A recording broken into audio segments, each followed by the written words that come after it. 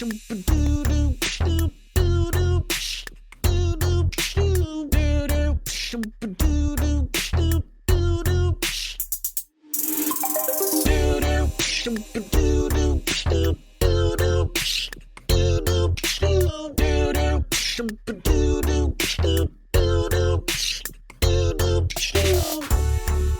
everybody, welcome to episode 95 of Tactical Crouch. We're a competitive Overwatch podcast. I'm KickedTripod, joined of course by Yiska and Volamel. Welcome to the show. Can't wait to get started with you. We've got a great preview of Week 12. Some of the best matches that we've seen, I think, in a very, very long time. So we're definitely going to dive into those and dive into them early. But before we do, a couple of things. Number one, like the show. Go to patreon.com/tacticalcrouch. Great way to support the show. We really appreciate everybody who does support and is able to support. But at the same time, we know a lot's going on. So just thank you for those of you who are. On that note, we've got game night Friday directly after Spike Drop. So probably around 2 o'clock is when it's going to start. 2 p.m. on Friday. That's Pacific time. You can join us at twitch.tv/KickedTripod. And if you're a patron or a sub, join discord.me/Yiska out. And in there, we'll have the channel open. It's open to everybody. And if we don't have, essentially, if you're a patron, you get guaranteed spots in to play the game. If you're not a patron or a sub, you will likely get to play just because of the size of the games that we're playing. You can also participate in the audience. We usually play Jackbox games. It's also just a really fun thing to, grab a drink and hang out on a Friday afternoon. So, yeah, we're going to be doing that. And other than that, watch us live Mondays and Wednesdays at noon Pacific, twitch.tv/KickedTripod. Let's talk about the news brought to you by our patron producers, Battle Crab Pin, Lotion, Charlie L, Audio Compass, Porkchop, Sammy, Kasha67, Coochie Kopi, Sosa Boy, 91, Shara, and Picasso. And let's got it all in one breath. Oh, yeah, you've gotten quicker. After starting the sentence. Yeah, it's actually like it's a cadence now.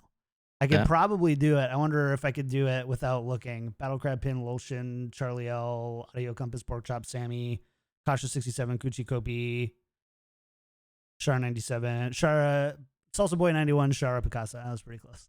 That's pretty close. Nice. It was pretty close. You also know this should actually be the official Corona test, because I read an article today where even if you're asymptomatic, it still takes away lung function and your saturation. Oxygen saturation goes down. We know John doesn't have it because he wouldn't get through the sentence in one breath if he had it. If you're listening at home and want to do a non-medical test, not FDA approved, and not advocated by anybody ever, just recite our patron producers in one breath. If you can do it, you're probably good. You're probably fine, You're probably fine. Yeah. You're probably fine. Realistically. Realistically, be safe. Wash your hands. I like that. If you watch this, you haven't changed anything about your lifestyle anyway. So if you're watching this, there's something else wrong with you. Yes. All right. Yes. Yeah. Fair enough. All right. I still don't know where the line is to joke about these things, but we're gonna find it. We'll find it. They'll remind us too. Yeah. Yep. that's how you keep in check. Yeah, the public kind of reminds you that's not okay. You're like, okay, well, apologies. Yeah. My mom works at a hospital, and they don't. She's in the administrative staff, so she's not a nurse or administering anything. Just doing a lot of paperwork, and they aren't giving them masks and aren't enforcing the 6 feet social distancing rule, and it's pissing my mom off. Yeah. And they made fun of her on the conference call while she was on it. And I was so pissed. I've never almost That's a driven call coast to each, huh? That's a call to each. I was like, Mom, I'm driving over there. Someone's house is going up in flames. You don't shame on my mom for wanting to be safe. Jeez. Now in Germany, Monday starting, my state has issued a mask You have to wear a mask. Mandatory. Yeah. There's quite Mandatory a masks. few. There's quite a few in the U.S. that have done that too. Mm. Florida is for those who live outside of the U.S. maybe is it's a very classy place. And a lot. There's. Have you ever seen the subreddit Florida Man? Yes. Yeah. So there you go. Yeah. And by the way, anybody from Florida, It's not all just, Floridians. It's just a most. joke. We can make fun of Minnesota all day if you want. Also, just for the guys from Florida, a Tiger Cup doesn't count as an FDA approved mask. Yeah, it's true. Just saying. Tiger print masks. Also a little bit cheaper to get right now, I think, with all the price gouging. Barely though. Barely. Not by much. I actually watched a YouTube video about like how documentaries have ceased to become informative and have become more whatever. And it was like a 20-minute video, and I don't think it like told me anything I didn't know, but it like framed a lot of like really cool things. So anyways, yeah, sorry, we're going a little long here. Let's talk about some Overwatch news. Not world news. Can you imagine if we just did a current events podcast? Oh, it'd be the worst. With Joe Yiska and myself. Oh man, that'd be a dark podcast, I think. Anyways, Shanghai Dragons add Kong as a assistant coach and Quatermain as a performance coach. Yay? I mean, in post-COVID world, the fact that we're hiring more people is always a good sign. Obviously, not everybody's hiring people, but the fact that Shanghai can is great, and I'm glad that these people have jobs now, and they're hopefully helping to make a great team even greater. So, thumbs up for me. I think the wording was a little weird in the announcement tweet. I know that kind of was brought up, especially within the Discord. It was like player coach. Like, what does that mean? Like, is he actually going to be playing?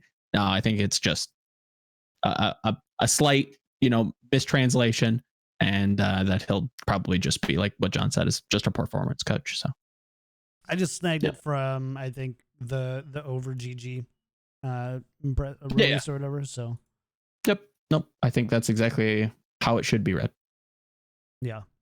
Anyways, cool, neat, awesome. All right. Are we ready to actually just talk about these matches? Should we just go right in? Is that? Yeah. I mean, we've got some fat matches. I mean, definitely check out the experimental card. We're not going to get into it because that could go on forever, but there are things changing with Overwatch. This is America. Enjoy your freedom from CC. That's true. In a time when the government is permanently CCing you in your household. We just got global. Jeff Kaplan is reverting those changes and is allowing you to not to be CC'd too long in quarantine, in flashbang quarantine. Have I talked about it before? Did you guys know that Jeff Kaplan is actually just the vice president of Blizzard? Yeah, he has right. It's crazy. Like you would never guess. He's done such a good job of staying away from like the bureaucratic kind of persona that people staple on like C-level VP type people. And like you're like, no, Jeff he's the head of Overwatch. He's done a good job at hiding that role, I think. Yeah. He also Teflon in general. Yeah. Like nothing really sticks. I mean, to be fair, like he came from a very similar place. He started as like a passionate gamer and now is, has risen the ranks. And I don't think you shed that mantle anytime soon. You're very much one with the community. You want to be the face. You want to try and, communicate as much as you can because again, I don't think that kind of fire, I don't think that passion goes anywhere. So that's what I'll say. You sly fox. I saw your comment on Reddit. I saw the spin, my boy. And you be aware. Don't spin it much longer that way. Otherwise, we might be coming for you in that particular. Like that was a little iffy. Like, bro. I saw the comment. So for somebody who hasn't read it or hasn't, synthesized it, what exactly was said? Maybe we can. So basically, he said something. He explained the reasoning why ranked is attached to Overwatch League bans now, and the integrity of the system and everything, and that the players that had been in contact with the development team had all said, okay, our number one priority, ambiguously is what he said, is that they want to have rank tied to Overwatch League so they can practice it online. Now, if for the detailed listener, go into that sentence, how he phrases that, and poke some holes in it, and you will maybe realize where my issue with that is. Because, yeah, it's fine. It's not overly egregious, but it's like, come on, man. Like, you put that in a very special light for that to be true. Yeah. But we are this line because he's Teflon. He's got Pam. Yeah, he does. All right. Okay, let's talk about this week's matches. That's what I want to talk about today, and that's what we're going to talk about. So, let's talk about hero bans first, and or hero pools, however you want to say it. Echo gone. Huge impact on the meta, obviously. Huge impact. The most established impact. meta. All of the impact. Tracer, Orisa, and Moira, all gone. Yes. So, guys, what kind of impact are we seeing from this here? Again, it's not something we haven't seen before, is where my brain immediately goes to. I see Reinhardt open. Reinhardt's a great pick. Reinhardt has a lot of flexibility, can be drafted into compositions a lot of different ways. Diva's open. Great character. Why not play Diva too? We've seen Reinhardt Diva played together quite a lot. Why not play that? We've seen Reinhardt Diva and McCree play together. Those are all three of those are open. Now you can start to build a core where, again, 2 or 3 weeks ago, Reinhardt Diva May, Reinhardt Diva McCree, these are all going to be open. These are all going to be things that players and teams are very familiar with. And I think that's kind of where my head's at first. In terms of the beginning of the week, if I'm a GM, if I'm a coach, what do I have the team practice? That's probably what I'm geared towards. Reinhardt, Diva, McCree, May, Lucio, and depending on the map, maybe a Symmetra over a DPS, maybe an Ana here, maybe a BAP in certain circumstances, but I think that's kind of the core that we're going to be seeing this week. Any hot takes there, Yiska? No, I'm actually myself trying to find out all of that stuff. What teams are actually playing in terms of rigid compositions. I have some ideas. It's also what I heard is not really hugely surprising what we're seeing. I think these were effectively, and by the way, this is important to be cognizant of. I was first confused by this when the Overwatch League framed it that way, but they're completely right. They basically said that the Echo ban isn't an Overwatch League ban, right? Because even if Echo wasn't banned, we still wouldn't be able to play it in Overwatch League. Yeah, it's just by for the rules that we've, right? Yep. So this was effectively, but that ban anyway, right? So with now only 3 bans in the system, of course, this is going to be the most open meta we've had, so to speak. Well, it should be. Yes, because if you think about how the system is conceived, is beforehand we had Overwatch League pick rights. So we're making heroes most likely that are being played in the Overwatch League anyway, and then we're picking 4 of them. Now we have a system where it isn't based on Overwatch League, so the likelihood of it impacting Overwatch League is slower, and we banned a hero that isn't available to the Overwatch League. So naturally, we have the least impact of bans since a while, due to the bans on the Overwatch League meta. Now, of course, there's still impact, of course. Of course.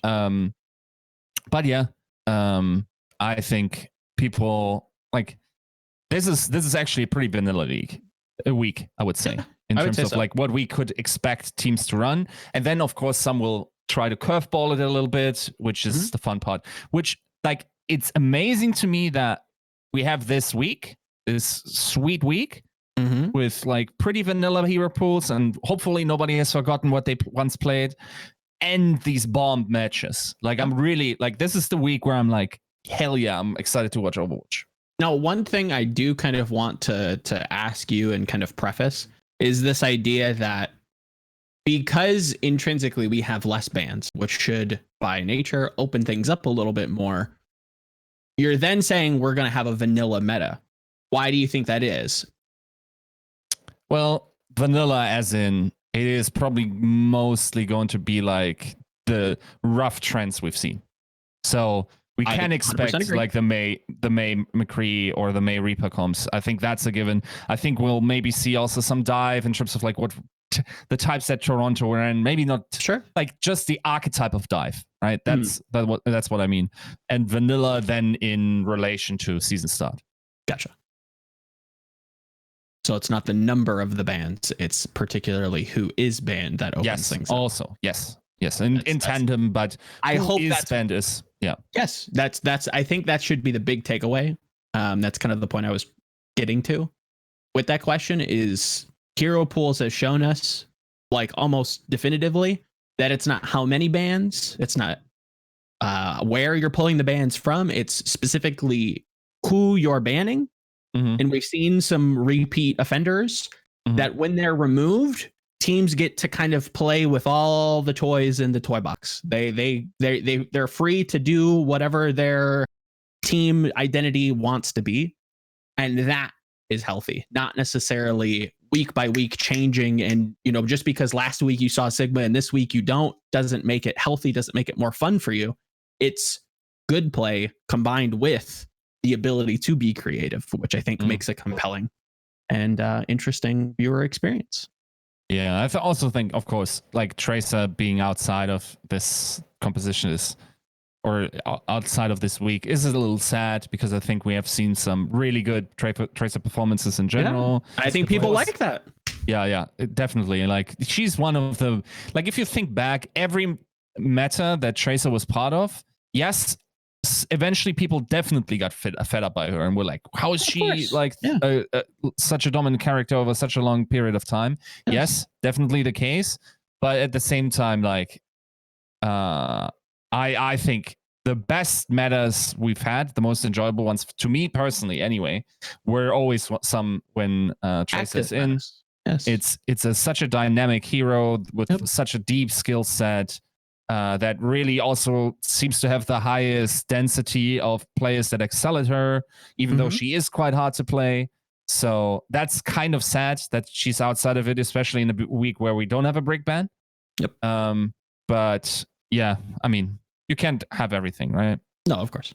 What's this capital D talk about? I don't know. They're just sad. They're sad that we can't have Tracer. Oh, okay. It's capital D colon, by the way. I think it's because we're making fun of Blue. Yeah. Right. It's possible. Shout out to Blue. Hey, shout out to Blue. By the way, let's go into the first match. We're going to actually go through the matches one by one, and we'll just talk about each of them. Sure. And the ones that are less interesting, just spend less time on. I repeat, it is okay to spend less time on matches we care less about. Okay. Yes. All right. Let's go to match number one then. This is going to be the Seoul Dynasty versus the Hangzhou Sparks. 75-25 in favor of Seoul. Sounds about right, but anything else interesting on this one? It will be kind of a litmus test for Seoul. I think that's a lot of what people are arguing against my claim that I think that they're probably still one of the best, if not the best team in the world at the moment, is the low sample size. And if they come in and showcase what I think they're going to showcase against a team that is fairly weak, I think my point still stands and I gain more evidence, which is great for me. But I would like to see Godspeed continue to perform extremely well, especially within their last match. He completely old man strengthed it up, and he hulked up, ate his spinach, and tried to hard carry them over the line. Unfortunately, didn't. But looks great. I'd like to see him on another team if he's still got gas left in the tank after this season. But yeah, Spark not looking super hot. Not super dope hot. And my fear is, okay, this is, of course, we're going to talk about it later, but this is technically a trap game for Seoul, right? Mm-hmm. And I would argue that in a week with a meta as as often seen, probably, like just the rough patterns of it. It is quite scoutable, I think. Like the most scoutable of them. Out of the ones that we've seen. Yes, yeah, post-hero pools. So there's some concern there, but I think the class of Seoul should probably just handle this for them. And I'm honestly a little bit scared that if it doesn't, then we're being cheated out of a pretty great match against Shanghai. But we'll see. It's unfortunate. Cheated kind of places blame somewhere where, you know, unfortunately, you know, the way schedule up, like there's always going to be those games. Yeah. What if we just had Shanghai? Great, 100%. But it's really nobody's fault, to be fair. But yeah, Seoul 75-25 feels very on the nose, probably where I would put it. They look to be a very dominant team. They look to be around Shanghai's level, if not at Shanghai's level. And Spark, not good. I feel angry because Yiska took my only point in the fact that they do have to prepare for Shanghai. So I would squeeze them in a little bit, but not by much. Like if we decided to go 70-30. Sure, I could agree with that. Give them an extra 5% for having to not prepare for Chengdu because you can't, and then for Hangzhou, like who knows? But yeah, it's not by much, I don't think. All right. Yep. There we go. One down. Next one to go. The Guangzhou Charge versus the Shanghai Dragons. 78% in favor of Shanghai Dragons. Yay? Nay? I'd probably taper this in slightly and say 70-30. It's not a lot, but I think Charge has shown and again, it's a pretty consistent argument of mine, like a stronger identity. Like they're very much, okay, we figured out what we want to do this week, and that's what we're going to do no matter what. And I like that a lot more than trying to scramble and figure out and playing on the back foot. And Charge seems like they have a great proactive approach to hero pools, which is good. Does that mean that they're going to beat the Shanghai Dragons? No. It doesn't give them a better shot. 8%, sure, I could give them that. I think they could, with at least a good performance here and maybe like a poor performance from Spark, we could see a more clear stratification in the Chinese teams where Spark kind of falls to like a fourth spot and Charge and Chengdu, you know, debate on whether or not they're second or third. We could see that, but yeah, I guess it depends on the matches. But yeah, this feels like a very clear Shanghai victory. Yiska? Yeah, I think that should probably be the case. Like their past meetings were also pretty decisive, if I recall correctly. Charge themselves arguably a little bit shaken maybe by last week.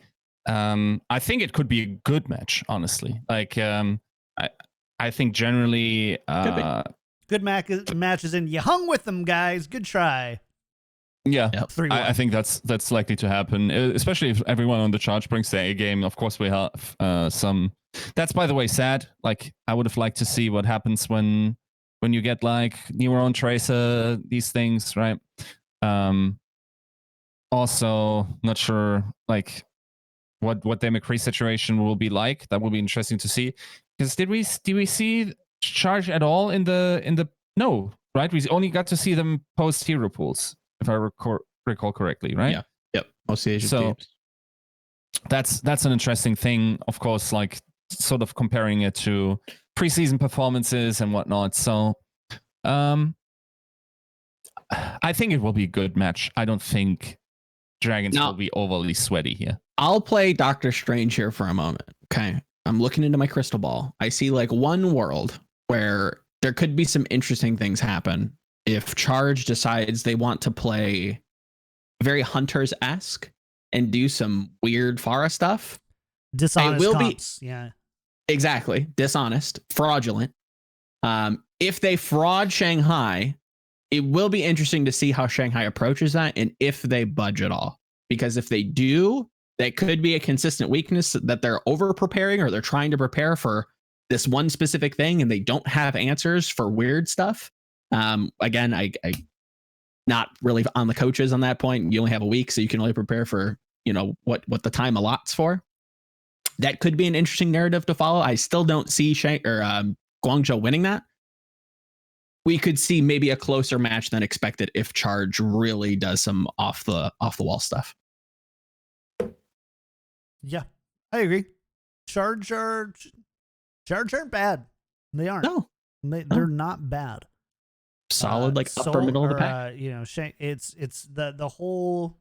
I guess Shanghai's played enough now where we're not super worried about how many matches they have under their belt. They've played 7 games now. They're fine. Would we say Charge is top 10? I think I would, right? Close. Yeah. Without physically counting them out, I would say, or counting them, I would say yes. Yeah. They feel like a top 10 team at least. Yeah. 9, if you're 8, like, something like that. Sure, who are the 9 or who are the 10 below them or whatever? I can't do that right now. But on the face of it, yeah. I think it feels like it. Yeah. All right. Next one. Here we go. Oh, the big one. The NYXL, a dominant, consistent powerhouse in the Overwatch League.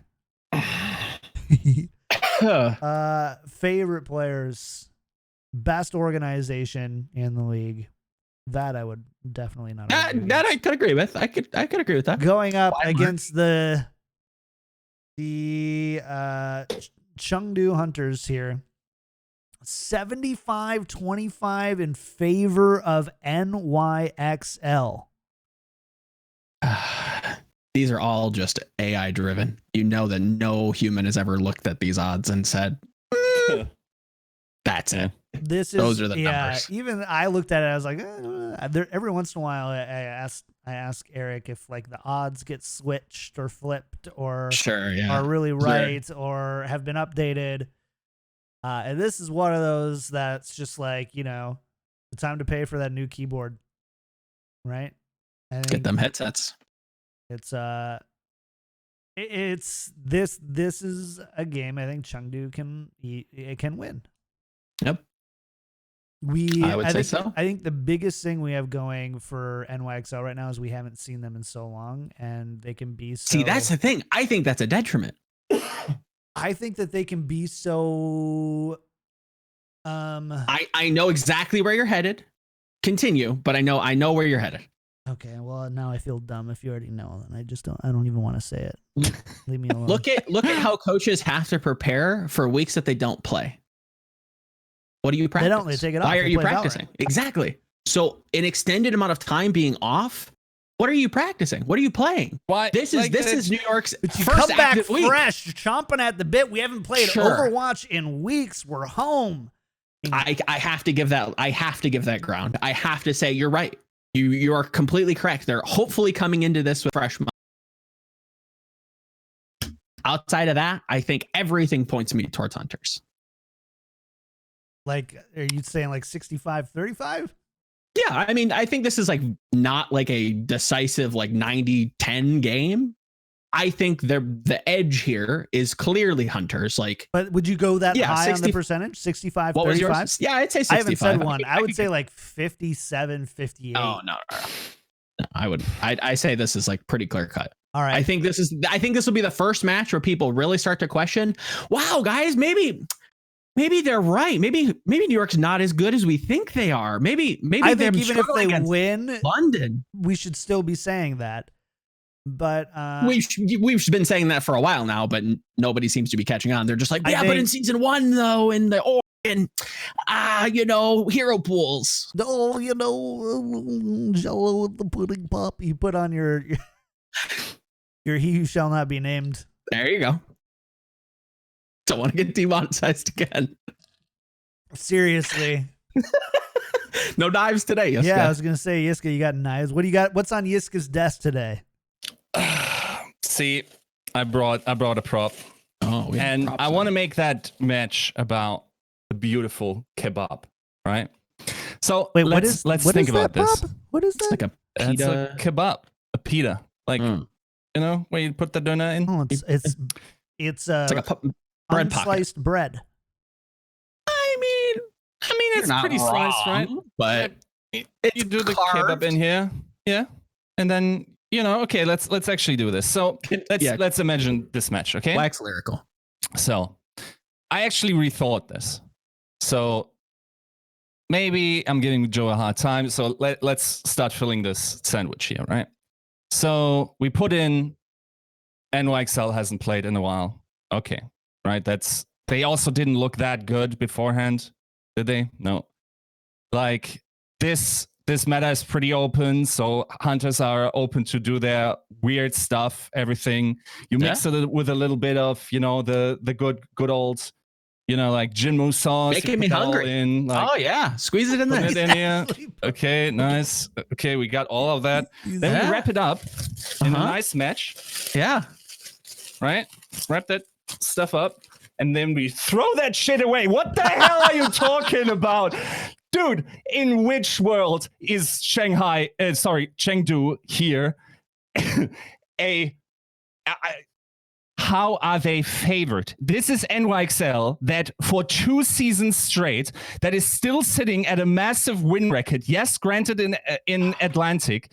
They come to the new environment, have to have all the scrim partners in the world, all the high quality stuff. You won't find any props to counter this. No, I'm looking. You're not this messy. You're not this messy. Bring your pencil. But this is NYXL not toying around anymore, knowing they cannot toy around anymore, showing in scrims they cannot toy anymore, and they will clap 75% NYXL. Get out of here. Get out. 65% Chengdu, my dude. Come on. I gotta give him an applause for committing credit to that. where credit's due.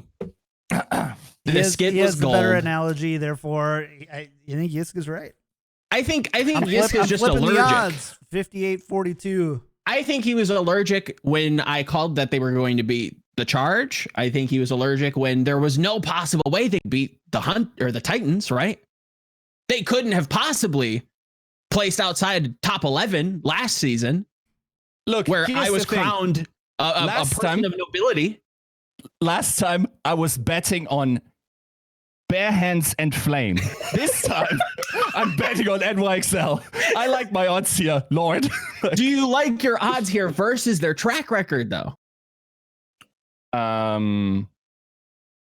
Currently, dude, I think they legitimately were just trolling around because they knew Atlantic and they wanted to boost up. Why isn't that your prop?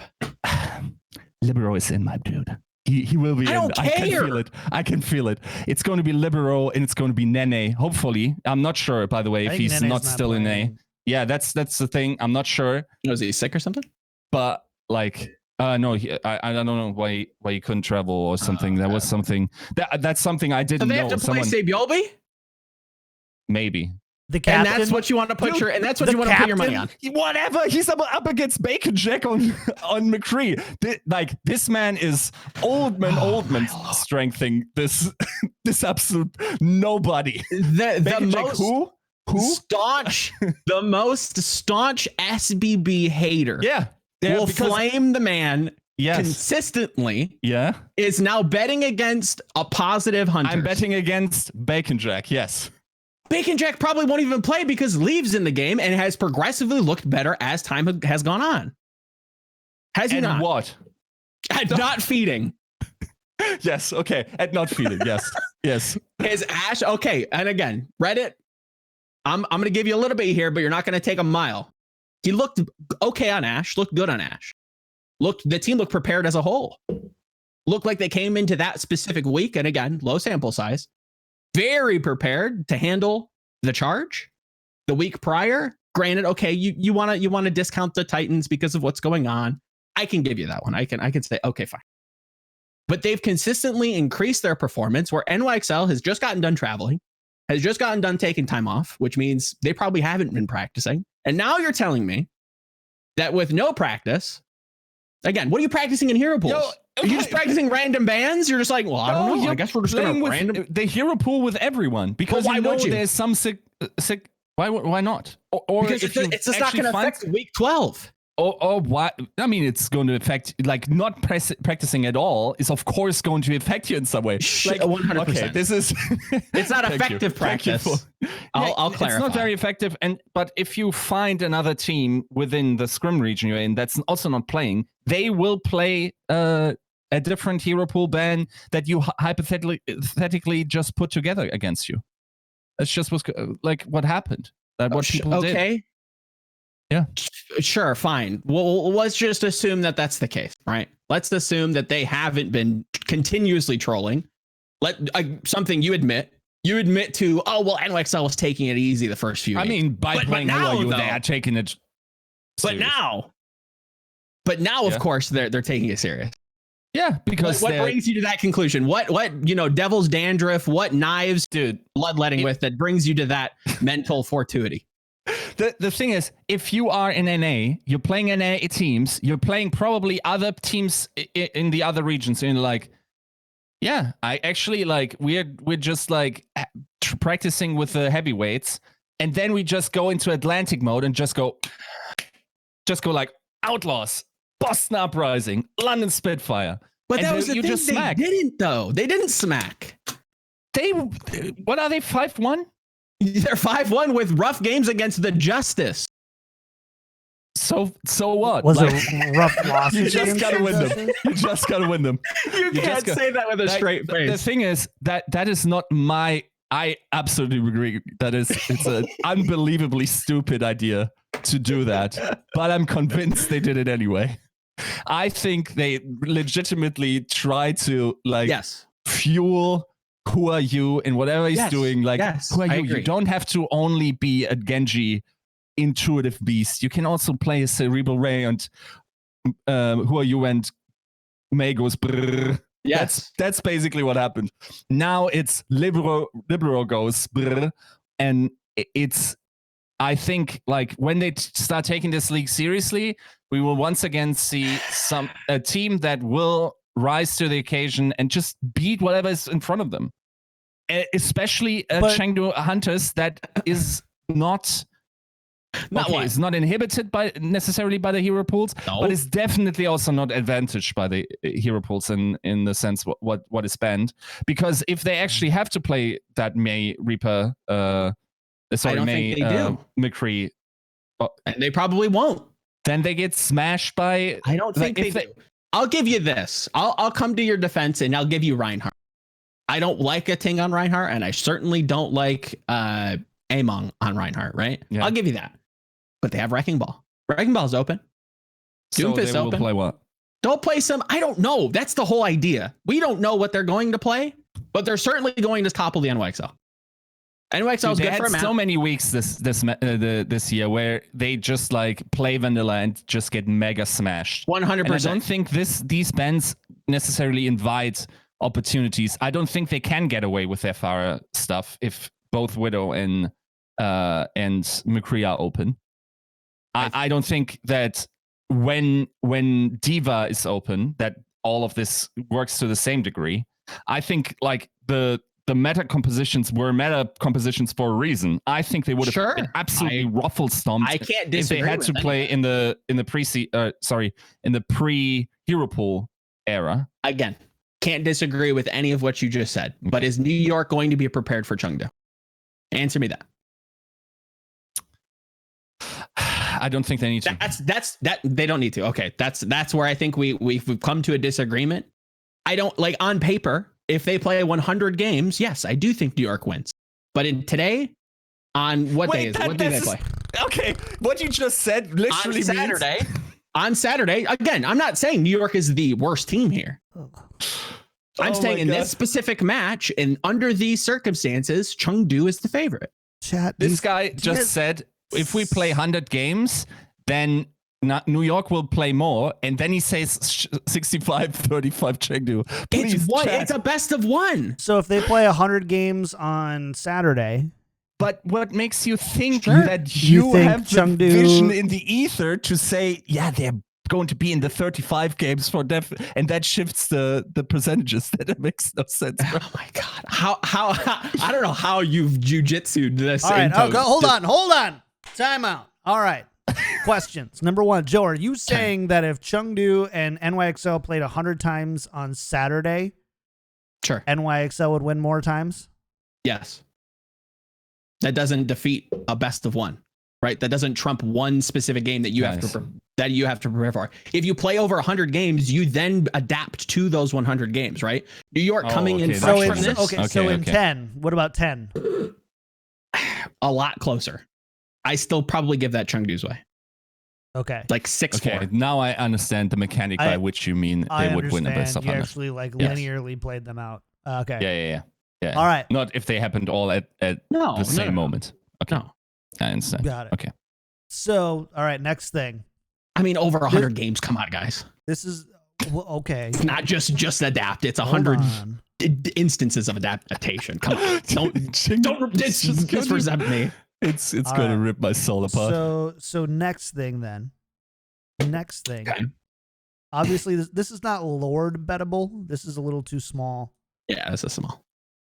But I do want to talk stakes here. Okay.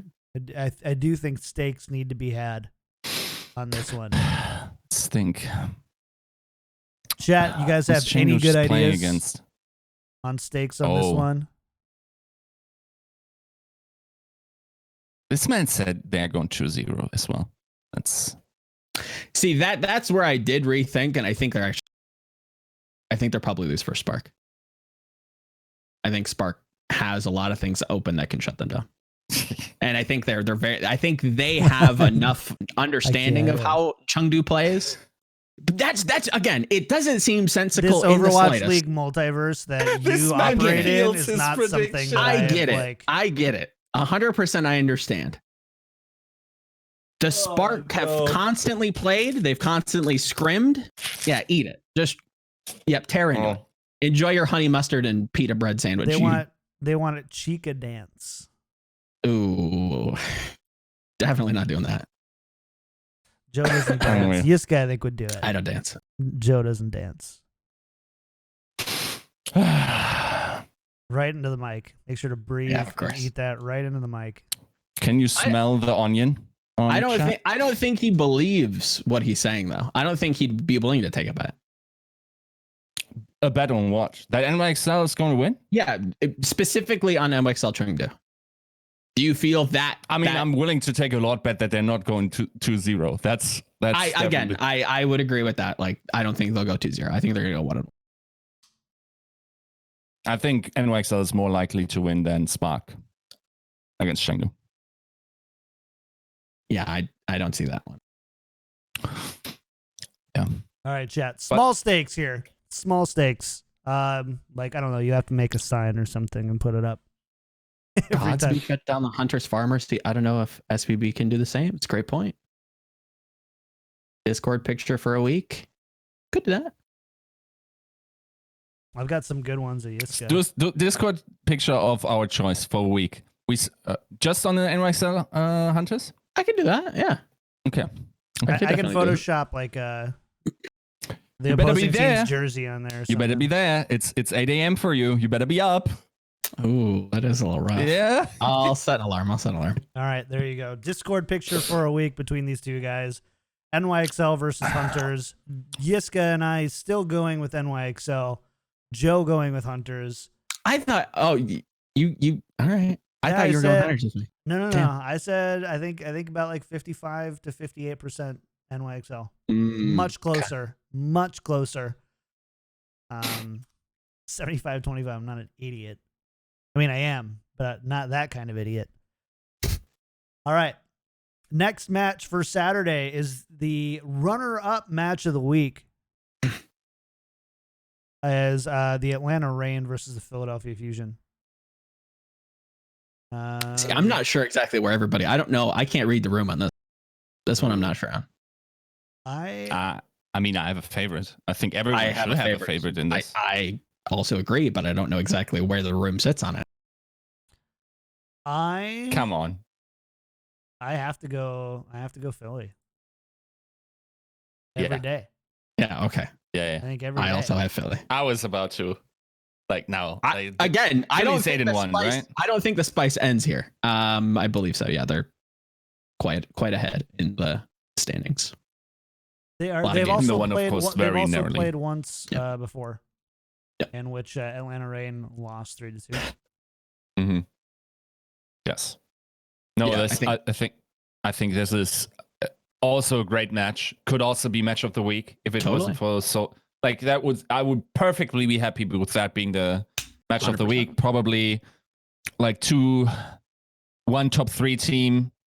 Not sure if the Reign currently is top 5 to be honest, but still like they played each other close, and again it's a pretty open meta. I hope we get to see more Erster.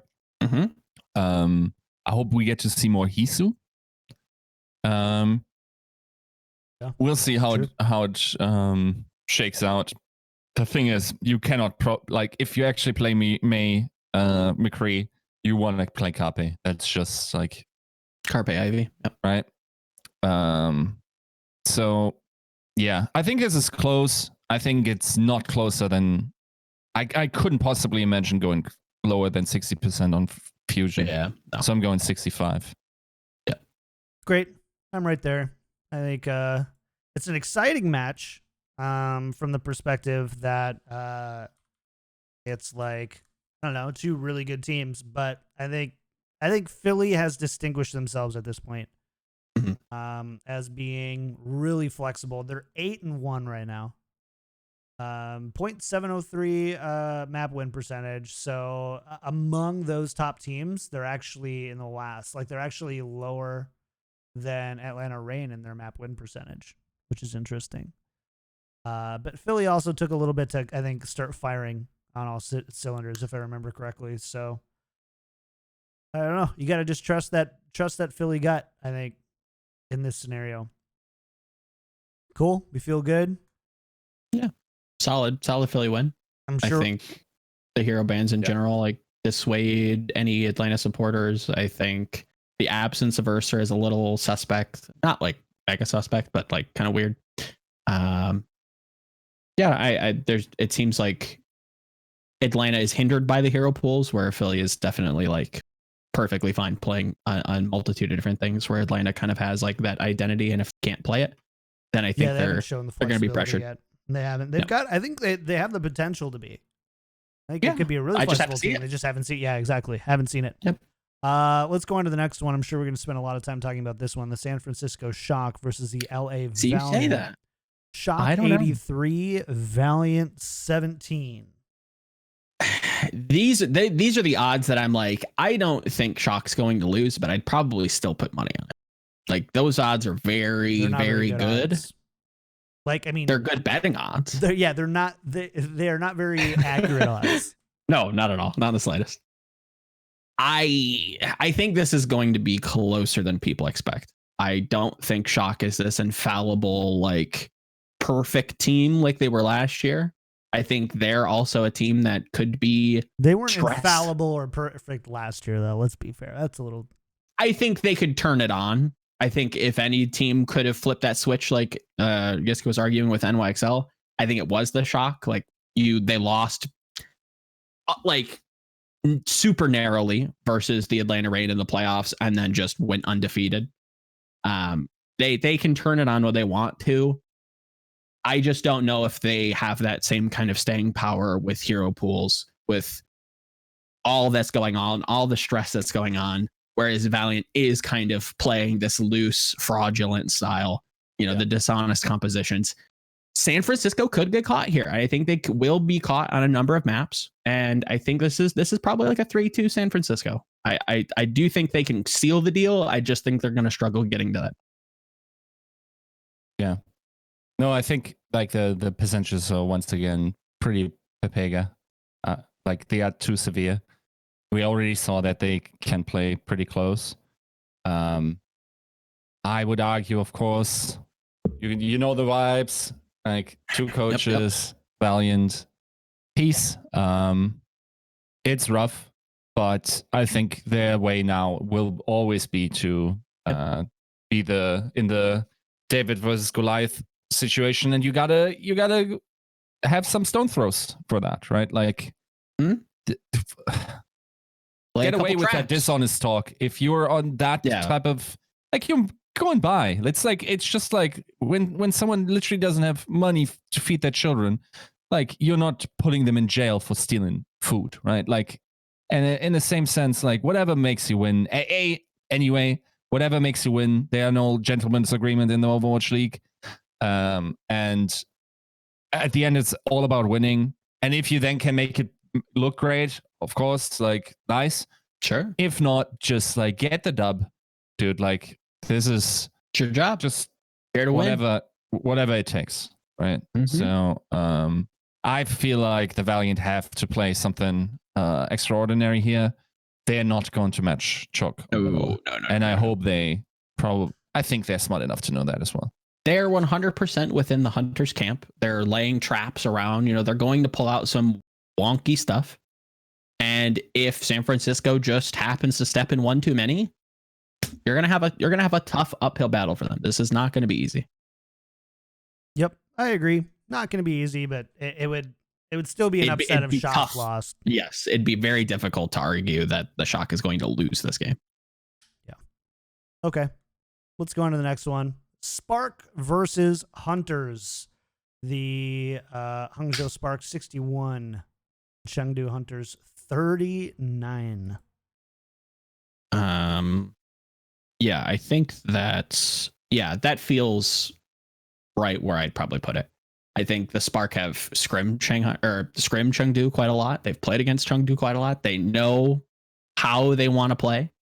Not exactly what they want to play, but they know they can expect a lot of the weird tendencies. They understand. They have a feeling for how Jinmu plays. They understand and have a feeling for how Leaf plays. They get the style. They're more familiar with the style. I think they're going to not upset, but I think they're going to beat the Hunters. Or NYXL is coming in fresh. Don't have any scrim time against them. Don't have any play time against them.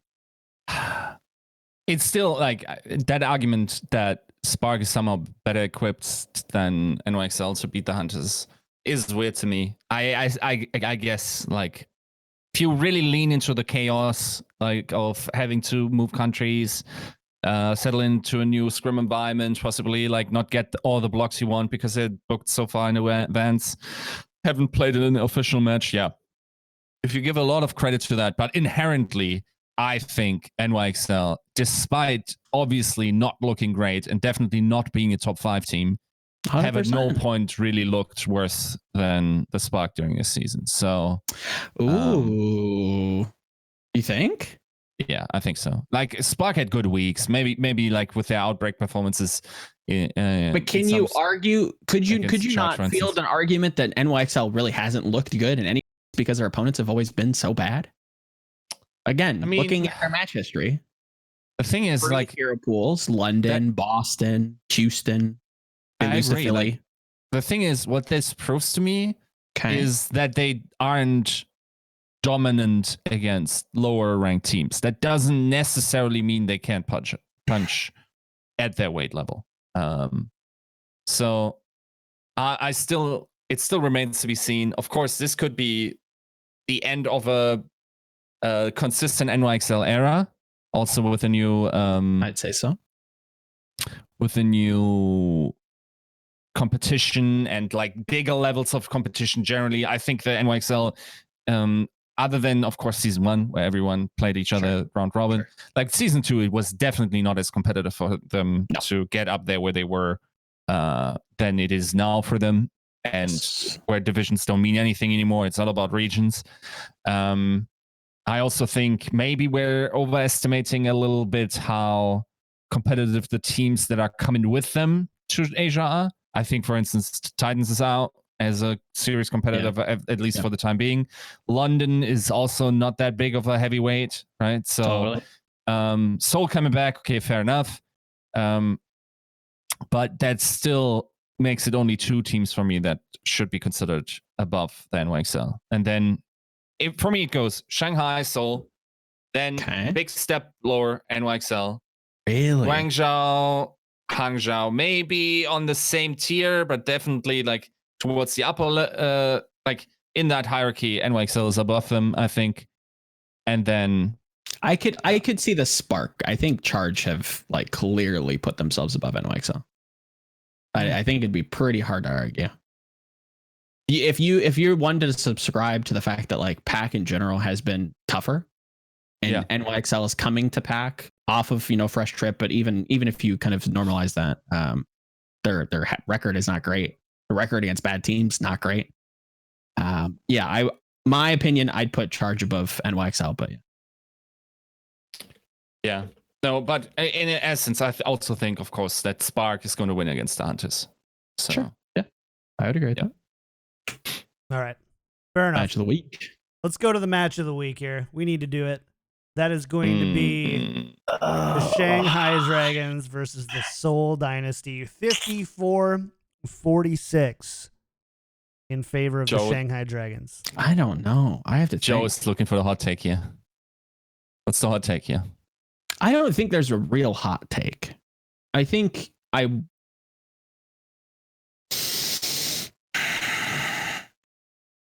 feel like it's going to be a good match. I think there's room to suggest that Shanghai might be coming in ill prepared because of the trap game, right? Against Charge. Seoul has to play the Spark again, like you said. I don't think they're going to have to prepare much for that team. Pretty much. Yeah, I feel like that's almost equal though in prep. Maybe. You think? I don't think so. I think Spark are very like, you kind of can guess what they're going to do, and they're probably going to do it. Whereas Charge, they do have that like Hunters can do some like weird, crazy cheese stuff, right? I think you're going to have to like really kind of prepare fundamentally. Like, okay, if they do show Faro, how do we approach that composition? If they do, I don't know, show Dive, how do we approach that composition? Spark doesn't feel like that a team that's going to really stray off the beaten path. Charge has an essence of that. I think, at least I would argue that Shanghai is going to have to prepare a little bit more. On their face, the teams feel like very well equipped to handle hero pools, so like that doesn't really like sway me either way. Individually, I don't see like a glaring weakness on either side. This does feel kind of like a coin flip, and it really is going to determine. It's really going to be based on how Seoul looks coming in, because you could apply a lot of the same logic I applied to like New York to Seoul, and saying, well, they haven't played, they've been off a week, they just got done traveling, they could come in and look a little chaotic. I don't want to say it, but I think that actually sways me. This is their first week back in how many weeks? A while.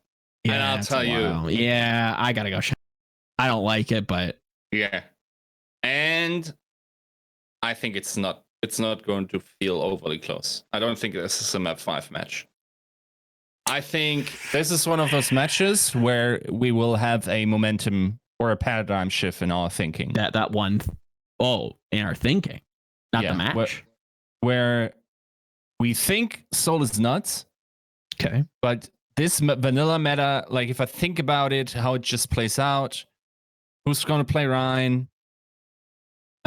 Is that really clearly so much better than Stand 1? Sure. Profit also not necessarily being on one of the... Okay, he's not going to have a bad May. Careful now. Okay. But he's not going to have a much better May than whatever Shanghai is going to throw at them. I think in this vanilla meta, that's just not in favor of the Dynasty in that regard. I think the Dynasty actually a team that gains from hero pools in some degree because they're fairly flexible with all their players. Right? I could you not say like that seems like both teams have that attribute, so it kind of cancels each other out, right? Like Shanghai has a very similar feel to them because of their depth at DPS rather than the two flexible players, right? So, okay, you look at Shanghai's roster, you say, how is this DPS roster not good in hero pools? How do they not benefit from hero pools? They have Fleta, they have DM, they have Ding, they have Lip. You can put any hero pool at them and they're going to succeed. Very similarly with the Seoul, just kind of coming to a different, similar conclusion, just different kind of path there. You have Fitz and Profit who are just going to do whatever they want and still kind of arrive there. They're flexible in that way where Shanghai has the depth of players that are a little bit more specialized, but still have flexible players, obviously. But would you not say that they kind of cancel each other out because they both have that same attribute? I just feel like it's not even necessarily that. Let's say we had any other vanilla meta where it falls, other than this May stuff. Okay. Right. Let's say we had a more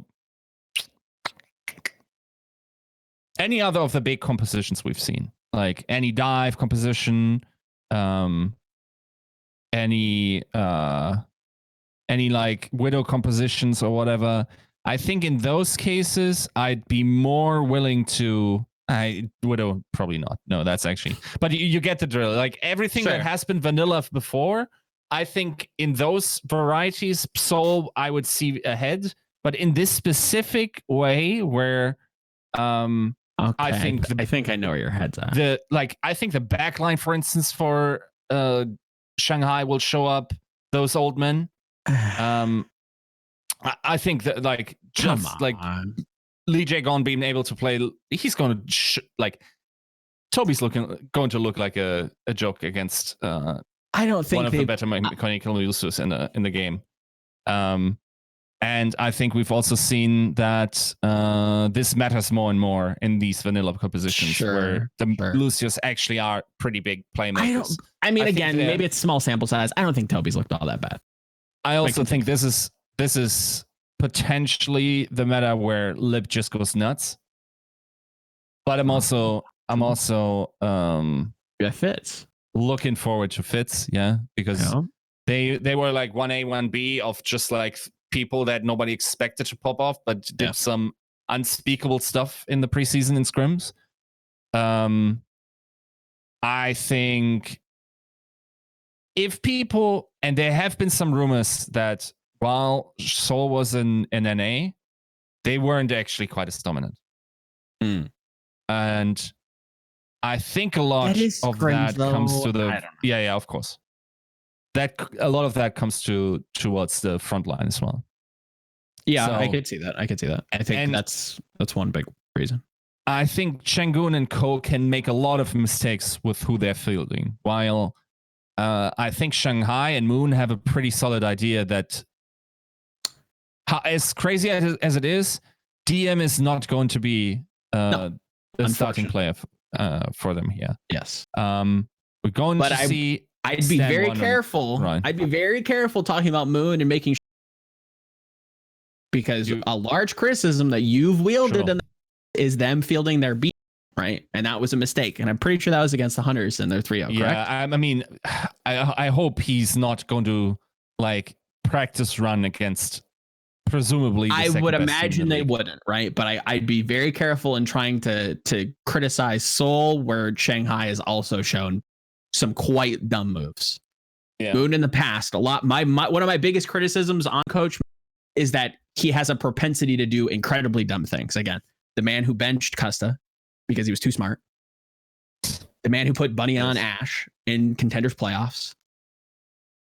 Not great. Not great. In that sense, it actually makes it more bearable because this is the meta where you can't screw up as much because it is so vanilla. You'd imagine. I mean, I've been surprised before. There's definitely you gotta leave that 30% open. Yes, there is one side on the D20 where he just like wakes up in the morning and puts names into a sheet, and I'm going to be very mad because he robbed us of a great match. Yes, but ruining esports history.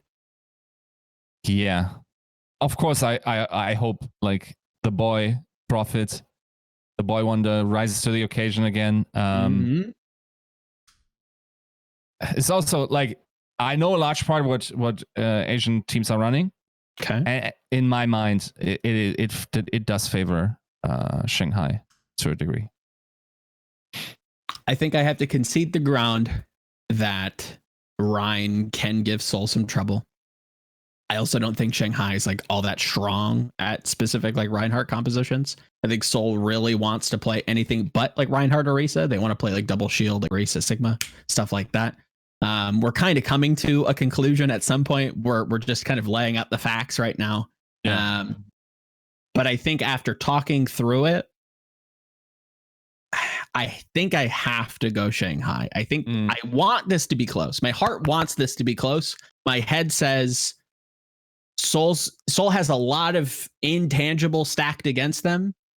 Hero pool slightly dissuades them from doing well. Shanghai is not traveling. Shanghai has been practicing. Seoul, it draws that into question at the very least. I couldn't put this more than like 5 or 6% difference. So I think this is like very close to being a coin flip. So I'd probably say like 60-40-ish Shanghai. Like it's going to be close, maybe even like 55. I don't know, like somewhere within like a close game. Yeah. 60-40 sounds good in favor of Shanghai. Yeah. Yep. All right. I'm with that. I'd say the only other thing that I think didn't get brought up is every coach we've had, I think, on the show has talked about how good Shanghai always looks. And they haven't done that for Seoul yet. Now, that a lot of that can just be scrim circles, admittedly, but you know, I think you got to give this one to Shanghai and continue to until they prove differently. At this moment. All right. Fair enough. All right, we got 3 more matches. We don't have a ton of time, so we're going to go through these a little bit faster. Charge versus NYXL, 75% charge. I'm interested to see where our favorite German is headed with this one.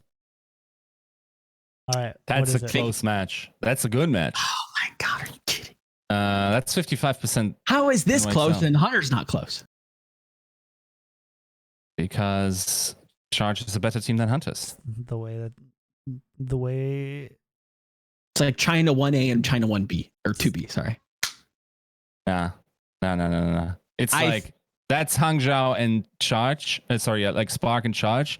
And then like Chengdu is just like the kid that just goes like, no me. It's like now you're best. I mean, you're not wrong, analogy. but they're better. They're just better though. No. I mean, I don't know if I'd go chat's heads at with that, but I think Charge is a better team than the NYXL, and I think they're going to beat them. I think NYXL goes 0-2 this week. Woo! That's a spicy meatball. Nope. All right. Not a fan of NYXL, man. They have not looked good. And there's no reason for me to believe that they're just going to flip the switch now. He doesn't know. It's been 5 weeks since we've seen him. Doesn't know. Next week, he's going to be here, right back on his knees, loving his libero. Hey, if that's the case, again, I'm a person that will gladly be wrong. I want better Overwatch. I'd like New York to be good. There's nothing for me to believe that they could be. This week could be that week that shows me otherwise. And I will gladly forfeit that. And I will gladly take that L. But as of right now, that's not the case. I was wrong about Paris. There's one thing I know. NYXL could either go 2-0 or 0-2 or 1-1. It's true. I mean, you're not wrong. It really is that close. Yeah. All right. We've talked at length about NYXL this week. Let's talk about Mayhem Uprising. Any world where Uprising pull one off here? To, though. Oh, good lord. Nah, that's a clear Mayhem, right? Like, yeah. That's 2 more pounds. Yeah. Yep. All right. Yeah. Okay. Well, then here we go. Let's go to Texas.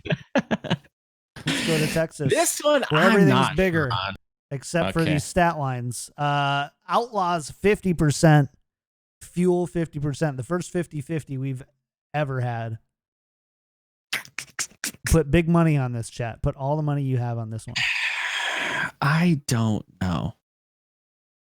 I like Dallas in the vanilla, right? I want like Decay on McCree. I don't want Blase on McCree, right? I want Houston to play like some dive stuff, something a little wonky. I think if they do a like handshake and play the same meta, I do wonder if Dallas is going to beat them. I expect Houston to do something a little bit weird. If that's the case, I really don't know. That's where it feels 50-50 for me. Even if it is Linkser, I don't I don't like them mirroring. I don't like the mirror. No, nobody should like that mirror. Yeah, I don't like that mirror. I like Dallas in the mirror. I like Houston slightly outside of it. I think Dallas is a very punchy team. Houston has some elements of punch to them, but yeah, I don't know. I don't know exactly how to call this one. There's a lot of like prerequisites that I need to see before I can like accurately call it. It does feel like very like it could be anybody's game. Dude, like if I debate this, the 6 Yiskas in my head are going nuts. It's just like, but they have decay. Yeah, but it's still Dallas. But they have the momentum on their side. It's the shock. It's just like, come on, can you guys shut up? This is a dumb match. Okay, so I think Dallas is favored in general, not by much. I think this is also a special matchup where necessarily looking at the power levels of both teams, like there is some history here or some circumstances where they sort of like turn the gravity off and equalize in some ways. Okay. It's so hard. It's actually so hard. Like before I started talking, I was very confident or not very, but I was confident in giving it to Dallas. Now I once again, with the voice that's coming through my vocal cords, have convinced myself this is a classic coin flip. So yeah, it's rough because on one hand, it's also if we're playing super vanilla, like start of the season Overwatch, was that a systemic issue with the Outlaws at the time, like people being sick, whatnot, or can they legitimately not play these May comps? I don't know. So let's do this. I feel like there's a lot of right ways to analyze this on either side and have a good argument. What are bad arguments for either team winning or losing? Like a bad argument would be Dream going on Twitter and saying we're better on every position. Because this man then hasn't watched AK play Overwatch. Like that's I don't think that's necessarily fair. Yeah. Bad arguments. Telling me that Unko is going to carry this game. Okay, not that bad. Explain to me how good AKM you cut out. You cut out. Oh, his Farah in Soldier 76. I don't have to press anything. I just need to project a little bit more. Okay. Any kind of Frenchy argument, I think, is probably washed. In more ways than one. Claiming that Muma is going to be the spearhead of a Houston win, probably not true. Anything else? Somehow shoehorning Jerry into this argument probably is not fair and bad. He's a great dumb. Please, you don't Jerry? quote me out of context and say somehow say he always stuff. just slips in everything. Okay, I didn't know. That was the joke. He meant to say Jaxa or something like that. No. Don't quote me out of context here by saying this, but a dumb argument would be that both teams don't care because they're filling up with Titans players. like, of course, none of this is true, but this would be a terrible argument when they just say we don't care about this match because both of them care very much about this match. Of course, yes. Yeah. This is like a must win on either side. Like, yeah, they're just waiting for the imports to get there. I get it. Mm-hmm. Yeah. All right. Especially when they both only have one slot left. And the other ones are, of course, going to be like the other players that have to make room, of course, going to forfeit and move into the Himalayas to completely forfeit their salary. Yes. Quaint. How quite. Yeah. How quite. Anyways, that is that is the wrong way to analyze. So if you find yourself saying any of these things, check yourself. Except for the Jerry thing, you might be right, actually. Somehow, man, that boy just slips into every discussion, no matter what. You could be talking about two completely different teams, but have you seen Boston's Jerry? He's pretty good. That Jerry is so hot right now. Anyways, thank you so much. I owe an apology to a patron producer Ooh. who I forgot to add to the list. They're brand new. Ooh. Neftali. Uh, I am so sorry. So I'm singling you out now and saying thank you for being a patron producer, Neftali. Whoever you might be. We appreciate you being a brand new patron producer with us. You're great. You're awesome. Big thank you to our other producers as well. Battle Crab Pin, Lolshin, Charlie L, Audio Compass, Pork Chop, Sammy, Kasha67, Coochie Kopi, Salsa Boy 91, Shara Picasso, and Neftali. Woo! Thank you so Right much. into the microphone. Thank you so thanks for doing that. Thank you so much for supporting the show. If you like the show, go to patreon.com/tacticalcrouch. Game night this Friday, 2 p.m. Pacific time, twitch.tv/KickedTripod. Everybody's invited. Patrons guaranteed to play some Jackbox games. Always a good time. Bring a drink. Celebrate the end of the week. Bring your favorite Boston Uprising joke. Yeah. Yeah. If you just bring one player name, that counts. Anyways, no new 5-star iTunes reviews that I saw, but thank you. That's a great way to support as well.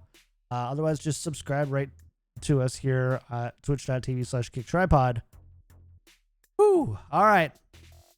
Shout outs for the week. Where can people find you? Yiska, you're up first. As always, I'll be writing stuff on GG Recon. We'll also maybe frame my thoughts on what's going to happen this weekend in a less kebab focused form with a little bit less flavor to it, just to have it written down, go through my thoughts.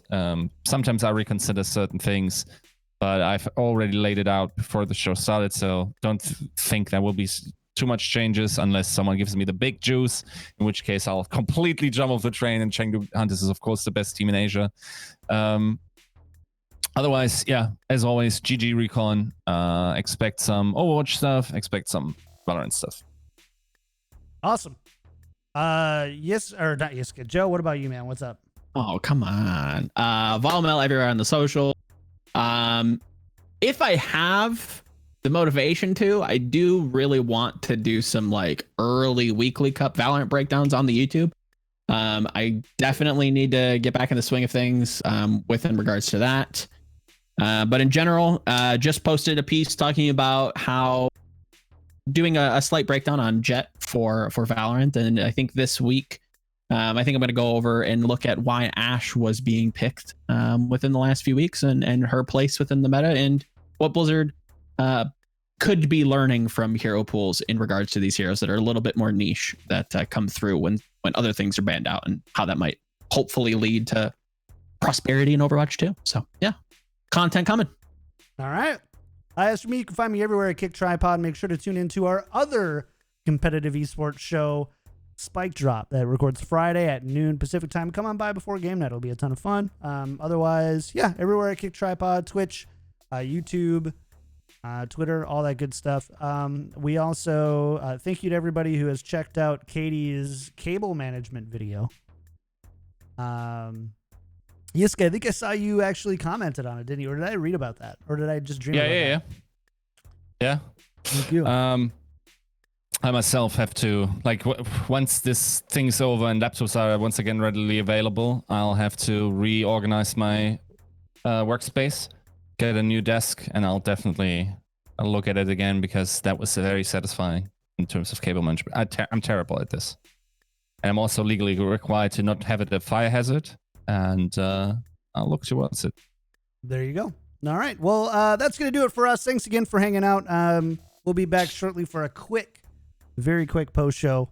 Until then, see you guys next time.